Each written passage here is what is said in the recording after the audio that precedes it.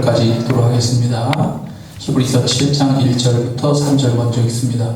이 멜기세덱은 살렘 왕이요. 자, 멜기세덱에 대해서 얘기하고 있습니다.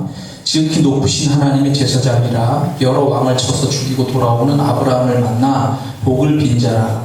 아브라함이 모든 것의 10분의 1을 그에게 나누어 주니라. 그 이름을 해석하면 먼저는 의의 왕이요, 그 다음은 살렘 왕이니 곧 평강의 왕이요, 아버지도 없고 어머니도 없고 족보도 없고 시작한 날도 없고 생명의 끝도 없어 하나님의 아들과 닮아서 항상 제사장으로 있느니라. 같이 읽습니다. 10절까지.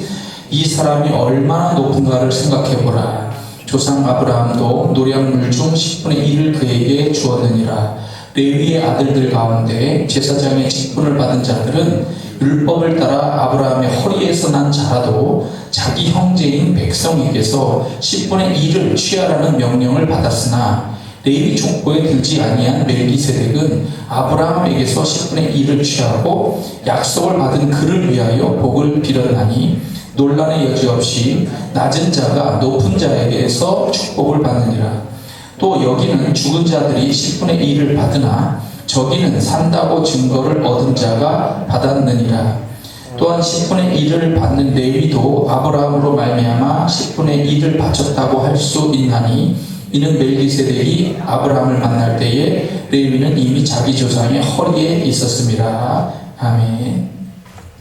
자, 이 사람이 얼마나 높은가를 생각해보라. 자, 이 사람은 멜기세덱을 얘기하는 것이고요. 그 멜기세덱의 반차를 쫓았다, 계열을 따랐다는 예수 그리스도에 관련된 말씀이 앞부분에서부터 있어 왔습니다. 있어 왔고 계속 그 흐름의 연결성을 가지고 있어요. 그래서 이 사람 멜기세덱과 예수 그리스도가 얼마나 높은가 우리가 생각해보자, 이렇게 연결하면 되겠습니다. 이것이 우리의 제목입니다. 오늘. 자, 히브리서 7장 오늘 말씀에도 이제 멜기세덱이 등장하는데 창세기 14장을 다시 이제 말씀을 드려보면은 메소포타미아 문명이 이제 이렇게 있습니다. 이렇게 기역자, 거꾸로 된 기역자로 이렇게 반달 모양이라고 하는데 이렇게 있고요. 이 메소포타미아 지역에 제가 자꾸 말이 헛나오는 것 중에 자꾸 이 말을 좀 헷갈리는데 이 네 왕입니다. 네 왕.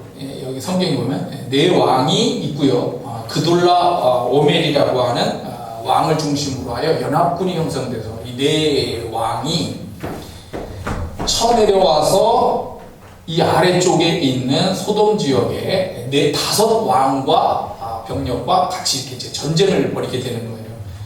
그 전쟁은 왜 일어나게 되냐면 기근이 있었기 때문에 그 당시에 이 아래쪽 지역이 위쪽 지역에 조공을 바치고 있었다고 합니다. 그래서 조공을 바칠 여력이 안 되니까 이제 그러면 다 뺏어간다 해서 이제 치고 내려온 거죠.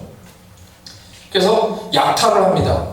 싸움에 지니까 이제 죽는 거는 둘째 치고 약탈을 당해가지고 가지고 있는 모든 재산들을 이제 빼앗기게 되는 것이고, 그리고 사람들을 포로로 잡아가는데 조카 롯 데리고 가죠. 그의 재물을 가지고 가죠. 그에 관련된 그 부녀들을 데리고 가고, 그리고 친척까지 잡아갔다라고 성경은 되어 있어요.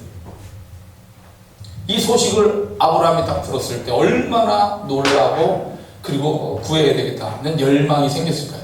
아브라함이 자기가 이제 그 병력을 훈련시킨 병력이 318명 있었다라고 성경은 합니다. 그러니까 계속 그 어려운 환경 속에서 노예나 사람들을 사서 계속 병력을 훈련시키고, 이거 그렇게 할 수밖에 없어요. 힘이 있어야 되니까 그 당시에는. 그래서 318명, 그리고 동맹을 맺었던 사람들에게 연락을 해가지고 쫓아가는데 단까지 맨 처음에 쫓아갑니다. 단까지. 그래서 이 아브라함이 있었던 지역이 그 가나안 지역으로 이렇게 얘기하면 가나안 지역의 아래쪽에 헤브론이라고 하는 곳에 있었거든요.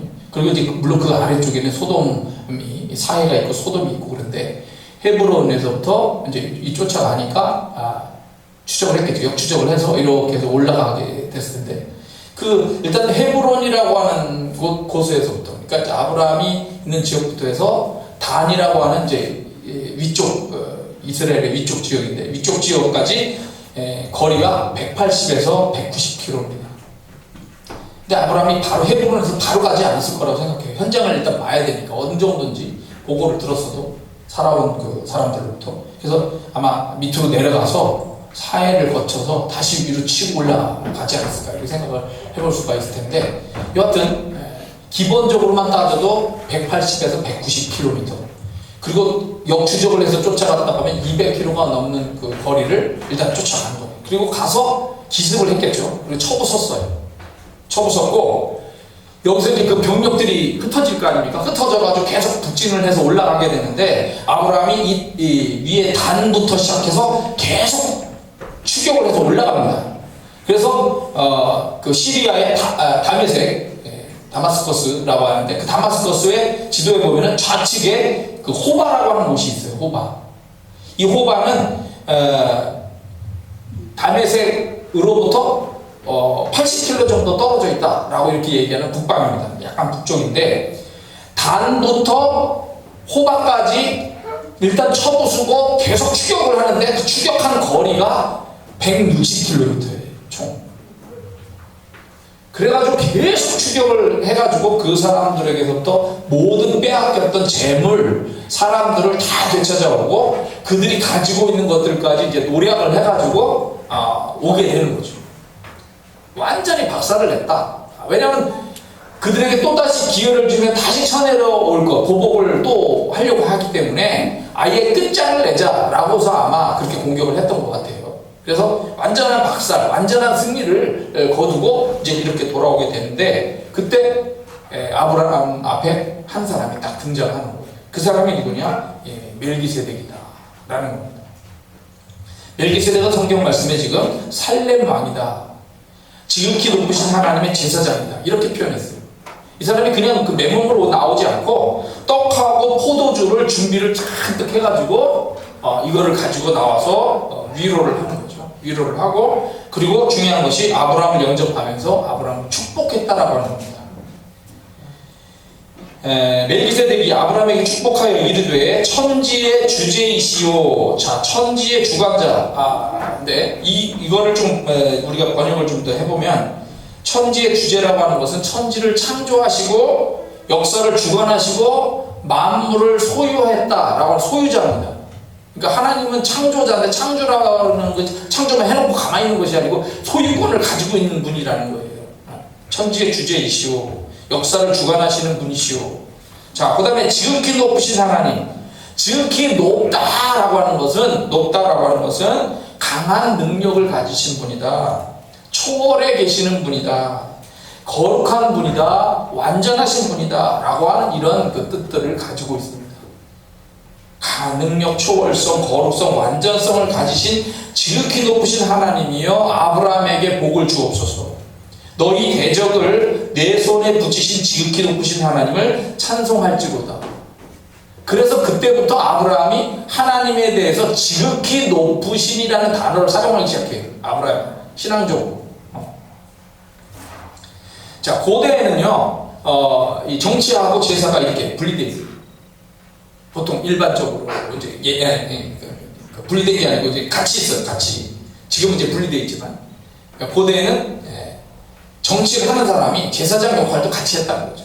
우리가 이제 그 아프리카나 어느 그 시골에 있는 그 촌락의 그 족장에 가보면 그 족장이 외에 별도로 제사장이 있는 경우도 있지만 그냥 족장이 제사도 같이 하고 그냥 그렇게 하는 데가 있단 말이에요. 마찬가지로 여기서도 제사하고 정치가 그 같이 분리되어 있지 않기 때문에 같이 하는 거예요. 그래서 살렘의 왕이면서 제사장의 역할까지 이 멜기세덱이 같이 했습니다. 근데 이제 놀라운 것은 뭐냐면 우리가 이제 믿음의 사건을 보잖아요. 창세기 12장부터 아브라함을 택하시게 되는데 아브라함이 하나님이 믿음의 역사를 시작하면서 아브라함을 선택했다. 그래서 아브라함 한 사람만을 데리고 하나님이 이 역사를 계속해 나가신다. 어떤 이런 그림을 우리가 그리고 있어요. 근데 그것이 아니라는 거예요. 하나님은 아브라함 이외에도 특히 그 가나안 사람들 중에도 하나님을 경외하는 사람을 사용하고 있었다라고 하는 겁니다. 그리고 이 전쟁의 위기와 승리 속에서 이 사람을 등장시키시면서 아브라함을 축복하게 하셨다. 이렇게 되는 겁니다.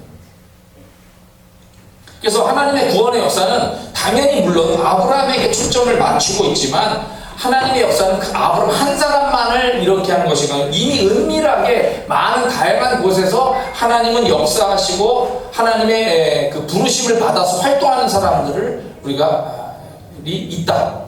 그런 사람들을 발견할 수 있다. 이렇게 우리가 보게 되는 것입니다. 이게 독특한 것이에요. 소돔과 고모라가 큰 죄악으로 인해서 나중에 멸망당하잖아요. 이 사람들이 계속 삐딱하게 가지 않습니까? 그런 걸 기억하고 있는 이런 우리 입장에서는 그런 사람들 중에 이런 사람이 있었다? 정말 놀라운 일이 아닐 수 없는 겁니다. 비슷한 예를 좀 들어볼게요. 민수기 22장 전에도 한번 나왔었던 자 출애굽한 이스라엘 백성들이 이제 광야를 거쳐가지고 지도상으로 보면은 이제 이집트가 여기 있습니다. 이집트에서 탈출해가지고 아라비아 반도를 광야에 돌아가지고 38년을 돌아가지고 이렇게 해서 모압 요단강 건너편 모압이 있는 이쪽 지역을 통해서 요단강 중앙을 돌파해서 여리고로 해서 이 가나안 본토 이스라엘 본토 지역을 공격해 들어가게 되게 되는데 이 요단강을 건너기 전에 있는 지역이 이제 모압이라고 하는 롯의 후손이죠. 그 자손들이 있어요. 암몬과 모압 이제 후손들인데 이 모압 지역에 갔을 때 모압 왕 발락이 너무 두려운 거예요. 이스라엘 백성들이 막 몰려오니까. 그래서 안 되겠다 해가지고 이 사람들을 어떻게든 막아야 되겠다 해서 계략을 짜는 것이 자기들 지역에서도 이제 높이 있는 이 메소포타미아 위쪽 지역에 부돌이라고 하는 곳에 발람 선지자라고 하는 아주 영험한 선지자가 있으니까 이 사람을 초청해가지고 돈을 많이 줘서 저주를 좀 하자. 이스라엘 백성들이 저주를 하면 그것이 그대로 이루어질 것이 아닌가 해가지고 이제 그 초청하는 사건이 일어나게 되는 거예요. 이 부돌이라고 하는 곳은 아브라함의 가정이 원래 출발했었던 갈대아 우르에서부터 하란을 거쳐가지고 이렇게 가나안으로 들어오는데 그 하란 바로 위쪽에 있는 지역입니다. 부돌이라고 하는 것이고 지도서에 보면 이렇게 유브라데스 강이 이렇게가 이쪽으로 갑니다. 이쪽으로 이렇게 유브라데스 강이 가는데 그 유브라데스 강 끝쪽이에요. 거기에 그 사주르라고 하는 또 강과 이렇게 만나는 지역이라고 하는데 거기에 이 부돌이 있습니다. 그래서 아주 먼 곳이에요. 먼 곳이죠. 먼 곳에서부터 있는 그 선지자인데 아주 영험하다고 아주 그 지역에 다 소문난 사람이에요. 그 사람이 예언함이 그대로 되는 거예요. 말이 나오면. 그래서 그 말을 가지고 그 사람을 데리고 와서 저주를 하게 하고 저주가 이루어지게 만들려고 하는 거죠. 근데 중요한 것은 그 멀리에 하나님이 사용하시는 선지자가 있었다는 거예요. 여기 멜기세덱이라고 하는 왕과 제사장만 있는 것이 아니라 그 먼 위쪽 지역에 하나님이 사용하시는 선지자가 있었다는 거예요. 그래서 역사를 보면 하나님은 많은 나라, 많은 백성들을 다 관할하고 계시잖아요. 그죠? 그 속에서 사람들을 분명히 찾으시고 그 찾는 이들을 선하게 이끄시고 하나님을 경외하도록 여러 모양으로 역사하실 것을 당연히 볼 수가 있다는 거예요. 열왕기상으로 좀 넘어가 보면 18장에 자 엘리야라고 하는 무시무시한 선지자가 등장하죠. 하나님을 경외하지 않는 이 북왕국 이스라엘 아합 왕이 다스리는 나라에 가뭄을 선포합니다. 내가 다시 말하지 않으면 이제 그 비가 안 내린다. 해서 3년 6개월 동안 비가 내리지 않아가지고 나라가 이제 망하게 되는 위기로 빠져가게 되는데 그 엘리야를 결국 하나님이 그 어디로 보내냐면 시돈 땅, 그 아합 왕의 부인이 된 이세벨이 시집온 시돈 땅에 그 사르밧이라고 하는 곳에 있는 과부에게 먼저 보냅니다. 그 많은 사람들이 있을 텐데 그 중에 하필이면 왜 그 과부에게 가냐? 그 사람도 하나님이 지금 사용을 하시는 거란 말이에요. 그죠? 그 사람은 자기가 사용되어지는지도 사실은 잘 모를 수가 있는 상황인데 하나님이 특별하게 그 여자를 택하고 엘리야를 그쪽에 보내서 거기서 통에 밀가루와 병에 기름이 떨어지지 않게 그렇게 먹이시면서 보호하셨다가 이제 아합 왕을 만나게 됩니다. 일단 첫 번째는 그 여인을 만나게 된 것도 하나님의 은혜. 하나님 그 여인도 사용하시는구나. 이렇게 일단 볼 수가 있는 독특한 점인데 중요한 것은 이제 3년 6개월 동안 비가 오지 않은 다음에 비가 내리게 해야 되고 그리고 이 바알과 아세라 선지자들이 판을 치는 이 세상을 뒤집어 엎으려고 하는 그런 그 흐름이죠. 그래서 이제 엘리야가 내려옵니다. 내려와가지고 아하방을 만나야 되는 거예요. 근데 아하방을 만날 때 그냥 딱 만나면 돼요. 근데 만나기 전에 만난 사람이 있습니다. 오바댜라고 하는 신하예요. 아하방과 오바댜가 야, 물 좀 찾으러 가자. 도대체 물이 없으니까 물 좀 찾으러 가자 해서 둘이 말 타고 나왔겠죠. 물을 찾으러 왔다가 야, 난 이쪽으로 가볼 테니까 너는 저쪽으로 가봐 해가지고 나누어졌어요. 나누어진 사이에 이 오바댜를 엘리야 선지자가 만나는 거예요. 왜 만났을까? 당연히 이유가 있는 거예요. 오바댜는 아합 왕이 신임하는 왕이에요. 아합 왕은 그 부인 이세벨 왕후를 이제 그 공주를 왕으로 맞이하고, 그리고 이 이세벨이 바알 신앙을 가지고 들어오죠. 그래서 그 여호와의 신앙을 가진 선지자들을 핍박하고 다 죽입니다. 막 죽일 때 이 오바댜라고 하는 그 신하가 하나님을 경외하는 사람입니다.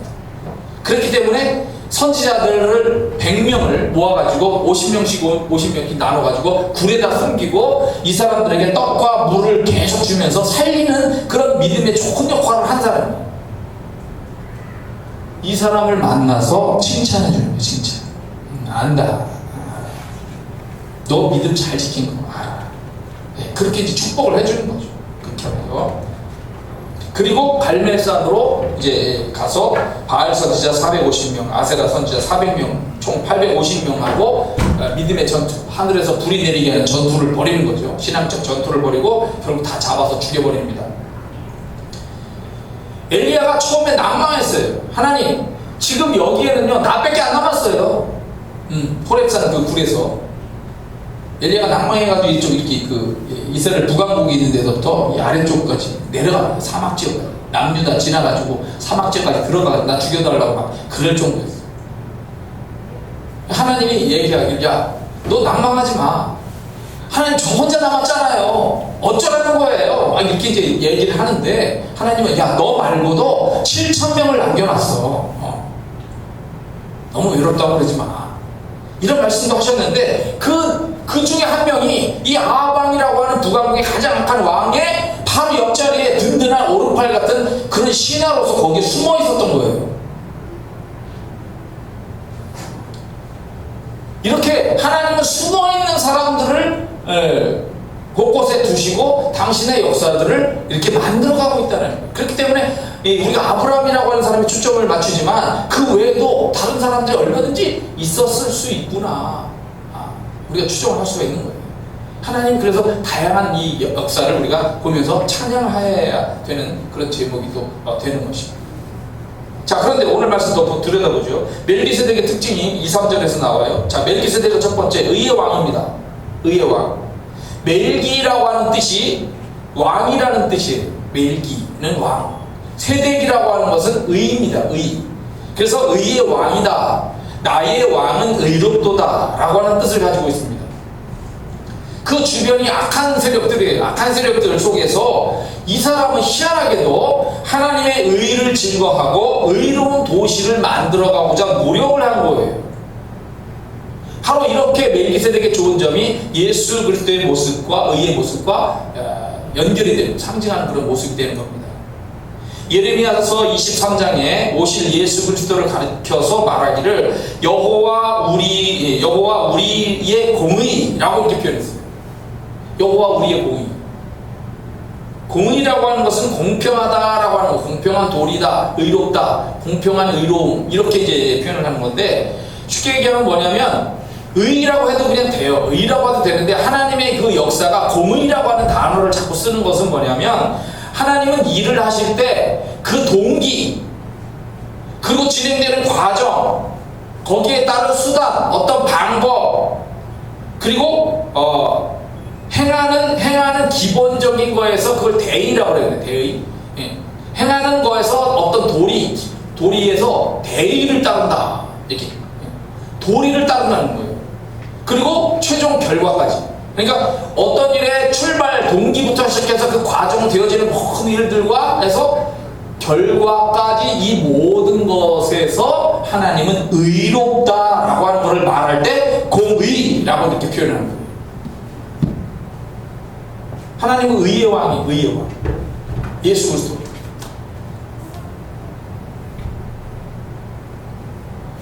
그의 날에 유다는 구원을 받겠고 이스라엘은 평안히 살 것이며 그의 이름은 여호와 우리의 공의라 일컬음을 받으리라. 예레미야서 23장 6절에 예수 그리스도를 예언하는 예언 내용이 여호와 우리의 공의다. 메시아가 오시는데 예수 그리스도가 우리의 공의다. 시작부터 끝까지 모든 일을 의롭게 하실 그분이 오신다. 그분이 오신다. 왜? 지금 이 세상이 개판이니까. 그분이 오셔서 하나님의 의를 드러내실 것이다. 이렇게 얘기를 하는 거예요. 자, 그 다음에 멜기세덱은 살렘 왕입니다. 살렘이라는 뜻이 이제 평강이라는 뜻이에요. 성경에 나온 우리가 이제 평강 이런 말을 뭐냐면 화목, 화평, 평화, 평강 이게 다 같은 이제 그 말만 우리가 다를 뿐이거든요. 화평이다라고 생각하셔야 되는 거예요. 그리고 완전 이런 뜻도 있습니다. 완전 살렘이라는 뜻이. 그리고 이 살렘이라는 것은 예루살렘의 옛 명칭이에요. 살렘이라고 줄여서 옛날에 표현을 했던 거죠.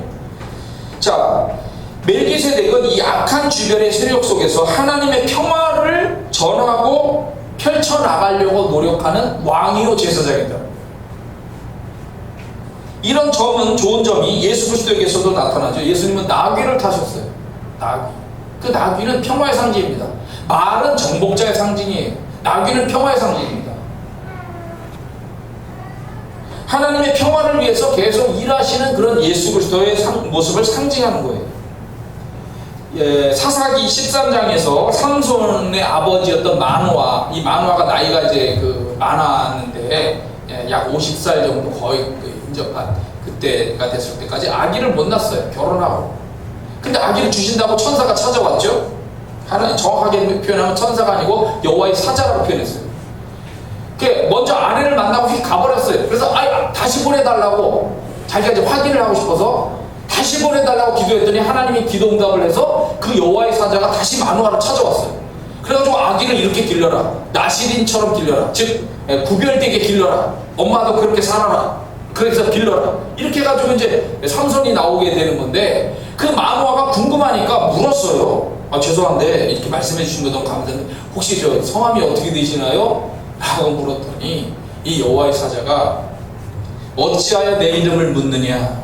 내 이름은 기묘자다 라고 말씀합니다. 성경에 보면 천사라고 되어 있는 게 있고 여호와의 사자라고 되어 있는 게 있는데 이 여호와의 사자가 때로는 물론 사람일 때도 있어요.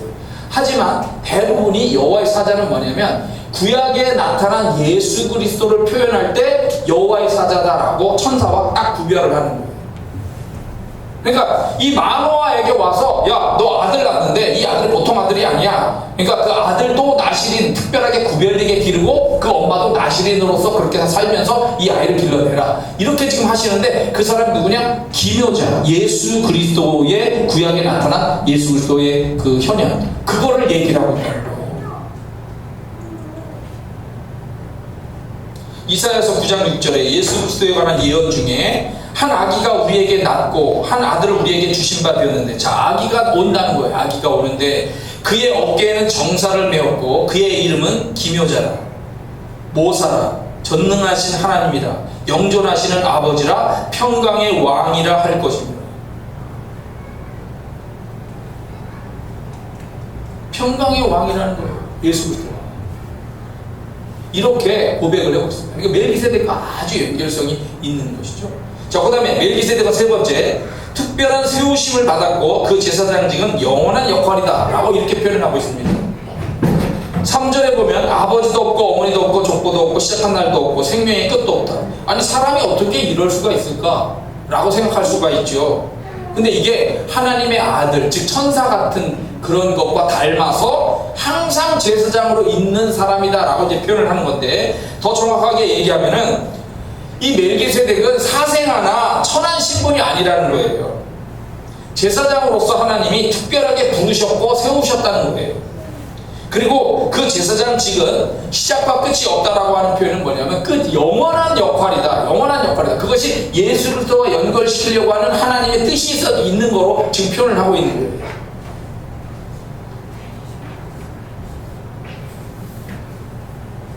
그래서 예수 그리스도의 제사장의 역할, 예수님은 왕이, 우리가 황금 유향 모략을 드리잖아요. 그것이 이 왕으로서 그리고 선지자로서 제사장으로서 이 세 사람이 그 기름 부음을 받는다고 하는 거거든요. 예수님은 우리에게 왕으로서 제사장으로서 선지자로서 말씀을 전하시는 그런 분으로 오셨다 이렇게 표현을 하는 거거든요. 근데 지금 예수님의 제사장직에 관련해서도 그 영원성에 대한 것을 표현하는 거예요. 멜기세덱이 시작도 끝도 없다. 영원한 의미를 가지고 있다. 희한하죠. 아주 독특하게 구약에서 등장하는 사람인 겁니다. 이 사람은. 이사야서 57장 지극히 존귀하며 영원히 거하시며 거룩하다 이름하는 그 하나님이 말씀하신다 하면서 말씀이 쭉 나와요. 하나님은 영원한 신분이에요. 영원성을 가지신, 뭐 성경에 많이 나오죠. 예레미야서 10장에도 여호와는 참 하나님이시요 살아계신 하나님이시요 영원한 왕이시라 이렇게 표현합니다. 영화로우신 보좌여 이스라엘의 소망이신 여호와여, 여호와여 주는 영원히 계시오며 주의 보좌는 대대에 이르나이다. 그래서 사도 요한이 그 반모섬에 갇혀 있을 때 예수 그리스도의 예수 그리스도를 만나서 이 말씀을 적어요. 요한계시록 신약의 요한계시록 적는데 그 반모섬에서 사도 요한이 만난 예수 그리스도께서 성령으로 얘기하시는 그 말씀에 나는 알파와 오메가요 처음과 마지막이요 시작과 마침이라 영원한 하나님이다 라고 하는 것을 그렇게 표현을 하고 있어요. 알파와 오메가 처음과 마지막 시작과 마침. 네 번째, 멜기세덱은 레위 계통의 제사장들보다 우월하다는 겁니다. 오늘 말씀 4절에 보면 축복하는 사람과 축복받는 사람의 차이가 있다라고 얘기했어요. 아브라함이 승리하고 돌아왔을 때 당연히 그럴 수 있다. 인사할 수 있죠.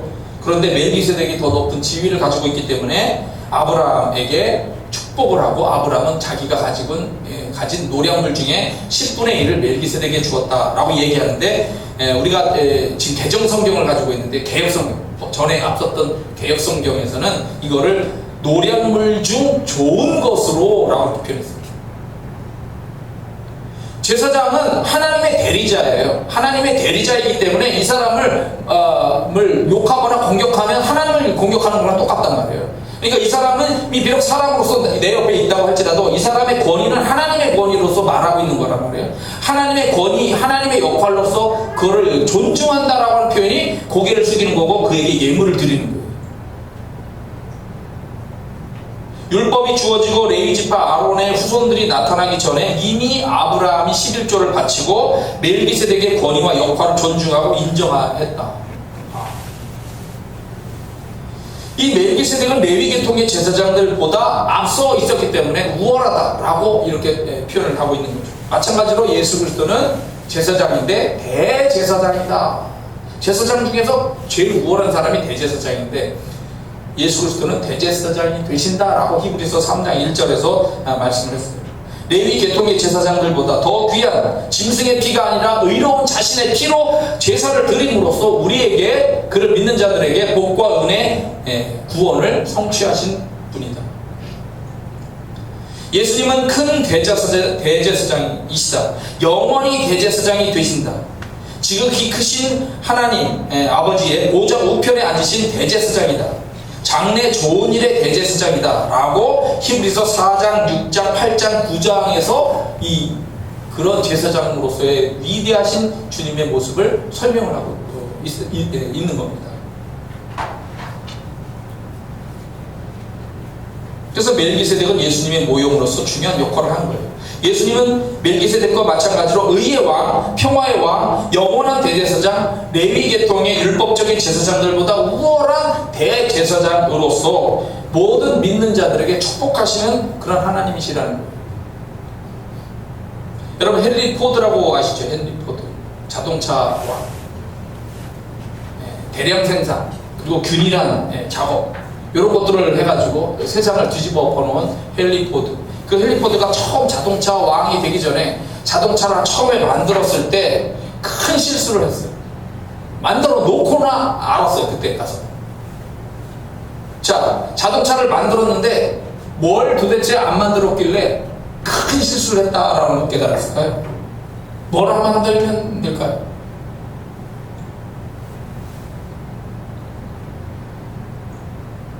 후진 기어를 안다는 거예요. 후진. 전진만 할 수가 없잖아요. 후진도 해야 될 때가 있는데, 이 정말 어려운 환경 속에서 정말 머리가 좋아서 이렇게 엄청나게 성공한 헨리 포드도 처음 만들 때 깜빡하고 후진 기어를 안 만든 거예요. 이게 사람인 겁니다. 사람은 실수할 수가 있어요. 착각할 수가 있어요. 깜빡할 수도 있어요. 능력이 부족해서 어떤 일을 못할 수도 있어요. 시간이 지나가니까 힘도 약해집니다. 기억력도 희미해집니다. 언어도 어눌해집니다. 치매도 생겨서 기억조차도 못할 수도 있어요. 이게 인간이에요. 그런데 하나님은, 우리가 믿는 분은 사람이 아니라 하나님은 완전하신 분이에요. 영원하신 분입니다. 약속을 했어요. 구원을. 근데 구원을 약속을 했는데 하나님이 나 실수했어. 나 착각했어. 나 깜빡했네. 나 능력이 없어. 못해. 뻥이야. 시간이 지나가는데 시간이 지나갈수록 난 힘이 약해. 기억력이 내가 희미해져가지고 내가 언어를 말을 하는데 언어가 어눌해지거나 치매가 생겨서 기억을 못하시는 분이다. 그거 미치는 거죠. 근데 하나님은 그런 분이 아니에요. 영원히 우주를 다스리시는 분입니다. 세계 언어가 6,800개인가 그렇죠. 지금 많이 사라져가지고 5,000개 정도로 떨어졌다고 얘기하는데 그만큼 어려워지는 거죠.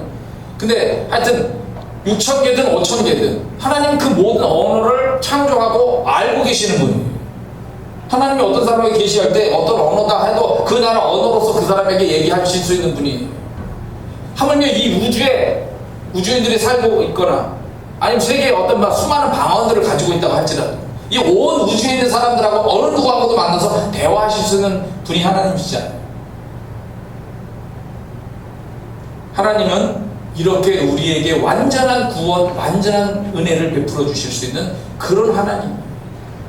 이런 하나님을 우리가 믿고 섬기고 있기 때문에 우리는 담대할 수가 있고, 그리고 하나님의 구원에 의심할 필요가 없는 거예요. 그래서 우리는 이 멜기세덱과 예수 그리스도, 이분들이 얼마나 높은가, 얼마나 우리에게 그러한 영향을 미치고 있는가를 감사하고 찬양하고 그리고 힘써 우리도 믿고 잘 섬겨 나가면서 승리하는 여러분과 제 삶이 되기를 바랍니다. 다 같이 한번 기도하겠습니다.